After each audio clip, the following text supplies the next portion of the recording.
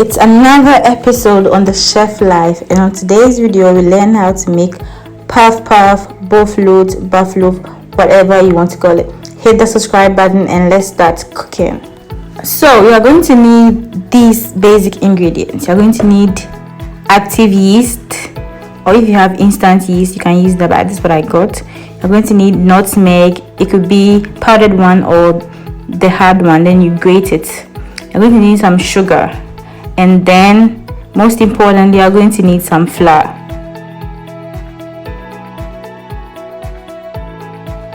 I'm going to be doing a lot of talking in this video because this is very technical. If you don't take care, I'm going to spoil everything.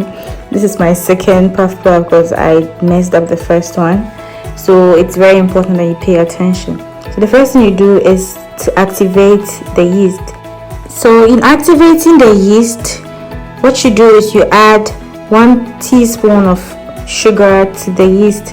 I used 1 tablespoon of yeast and 1 teaspoon of sugar to activate it. So you mix it together and then you stir it for a while, and then what you do next is you cover it and then you put it aside for about 5 minutes, as you can see me doing in the video.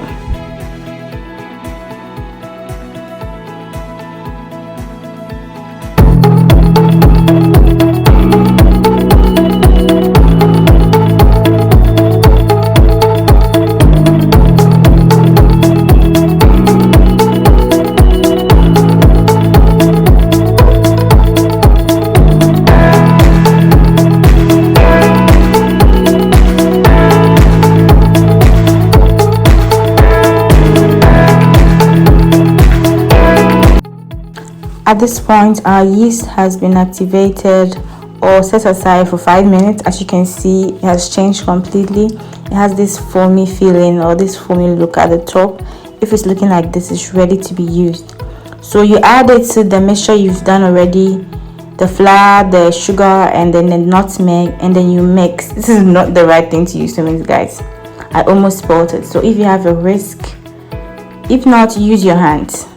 So one thing I didn't say is that you have to use warm water in activating the yeast, and then as you can see I added some water to this. You also have to use warm water. The water was too much, so I added a bit of flour to it to make it more. This is how you whisk with your hands, guys. This is how my mom did it. I'm a bit new to this, so it was a bit of a challenge, but this is a footage from a previous video. I just wanted to show you how you guys are supposed to whisk it. If you don't have a whisk, this is how you use your hands so you don't spoil it. You have to whisk it very well and very hard, very firm. So the next thing you do after whisking it, after mixing it, is to keep it aside for 30 to 45 minutes. So you cover it with a film, with a foil, with a napkin, and you set it aside for 45 minutes or 30 to 45 minutes so that it can rise. Then we can start frying our puff, our BOFROT, our buffalo.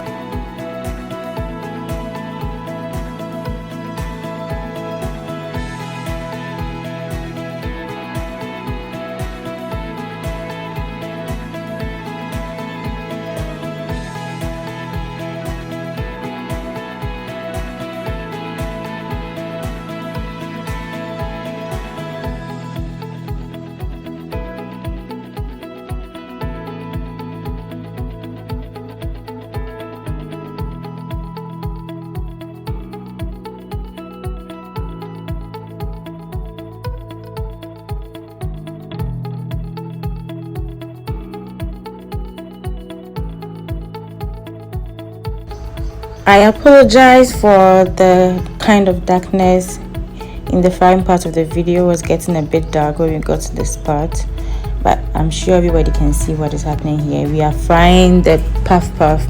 So what you do is you have to whisk it or mix it again after you've set it aside for 45 minutes before you start frying it. So when the oil is cooked, it's hot enough to fry the puff. What you do is you pick up the mixture and then you I don't know how to put this, you kind of, as you can see me doing, this is very new to me, so we are all learning this together. So you kind of shake your hand. As you can see me, I don't know how to describe this, but you can see me doing it in the video. So this is what you do so that you're able to form that roundness of the buff loaf or the puff or whatever you want to call it. Yes, so as you do this, you realize that it's becoming round, it's frying.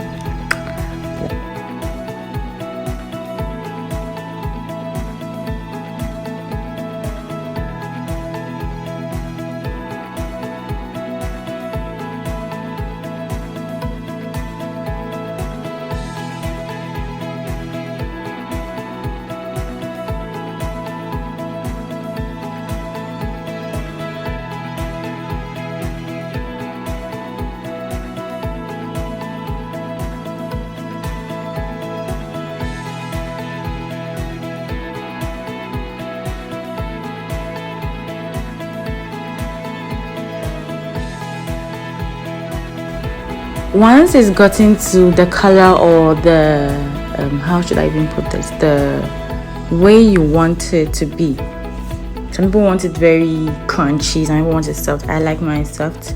So once you've gotten to the stage where you think it's okay for you, then you start removing them, as you can see here, into a drainer or a paper so that you can drain the oil, because this has a lot of oil in it and it's not good to take too much oil. So it's ready. You can see my puff is ready. It was not easy, but we got here, and so can you. If I've been able to do it, I'm a newbie, you can also do it. Thank you so much for watching my video. Hit the subscribe button and